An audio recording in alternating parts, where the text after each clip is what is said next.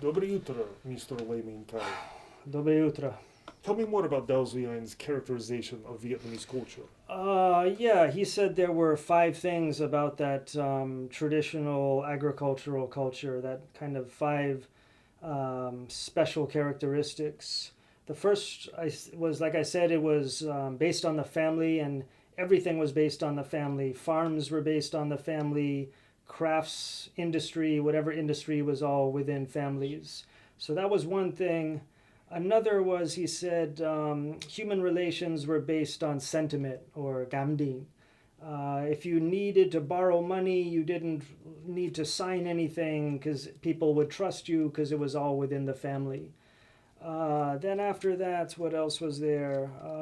He said that they were peaceful because as farmers, they just wanted things to be peaceful so that they could grow their crops.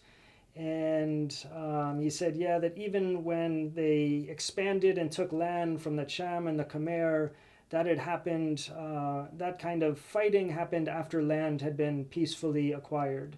So he said they were peaceful.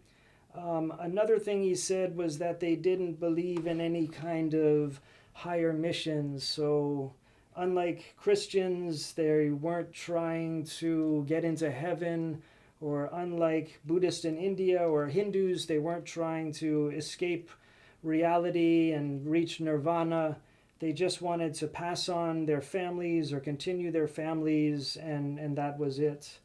And then finally, he said there was just some kind of stability, or I think he used the French word perseverance or something like that, or préservation, I can't remember. Some effort to just, for some reason, he felt things just stayed the same from generation to generation. And so dynasties might come and go, but life continued. So there is permanent identity of Vietnamese people. Yeah, no, he felt that all of this was going to change. And because he felt that none of this was fit for modern society. Families were fine when there wasn't contact with the outside world, but once the French came, then people had to interact with people beyond their families, and they weren't prepared for that. Sentiments aren't enough when you're dealing in urban cultures and international relations. You need laws and agreements. As for being peaceful, he said that this had made people kind of passive and weak, and in the modern world, you need to fight and struggle to get things, and being calm and peaceful isn't good.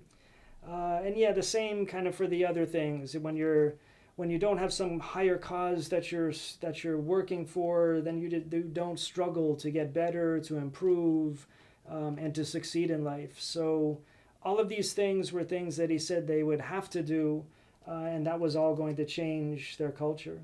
This is not a nationalistic interpretation. Yeah, это правда.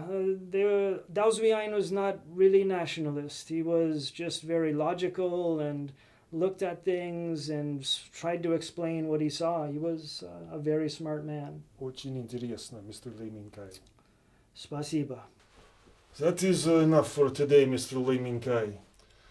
I hope that you will continue to research about Mr. Đào Duy Anh and to publish in your blog. I find this Vietnamese historian who is not a nationalist very intriguing.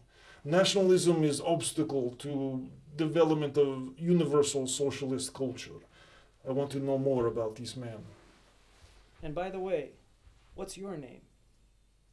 I am Igor.